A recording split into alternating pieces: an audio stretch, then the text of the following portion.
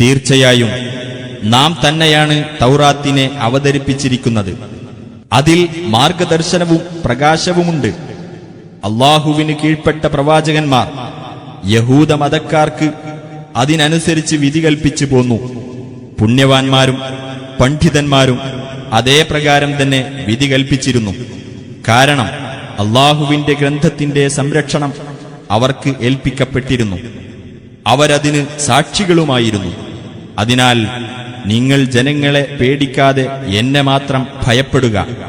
എന്റെ വചനങ്ങൾ നിങ്ങൾ തുച്ഛമായ വിലക്ക് വിറ്റുകളയാതിരിക്കുക.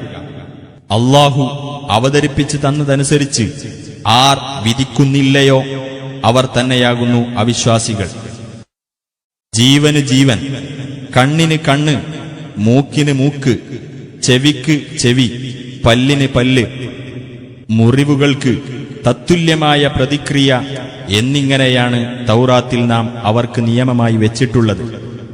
വല്ലവനും പ്രതിക്രിയ ചെയ്യാതെ മാപ്പു നൽകുന്ന പക്ഷം അത് അവന് പാപമോചനത്തിന് ഉതകുന്ന ഒരു പുണ്യകർമ്മമാകുന്നു. ആർ അല്ലാഹു അവതരിപ്പിച്ചതനുസരിച്ച് വിധിക്കുന്നില്ലയോ അവർ തന്നെയാണ് അക്രമികൾ. ആ പ്രവാചകന്മാരെ തുടർന്ന് അവരുടെ കാൽപ്പാടുകളിലായിക്കൊണ്ട് മറിയമിന്റെ മകൻ ഈസായെ തന്റെ മുമ്പിലുള്ള തൗറാത്തിനെ ശരിവെക്കുന്നവനായിക്കൊണ്ട് നാം നിയോഗിച്ചു.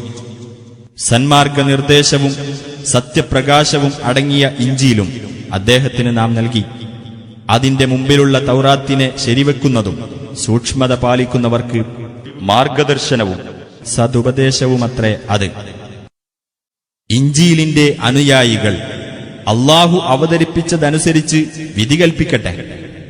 അല്ലാഹു അവതരിപ്പിച്ചതനുസരിച്ച് ആർ വിധിക്കുന്നില്ലയോ അവർ തന്നെയാകുന്നു ധിക്കാരികൾ.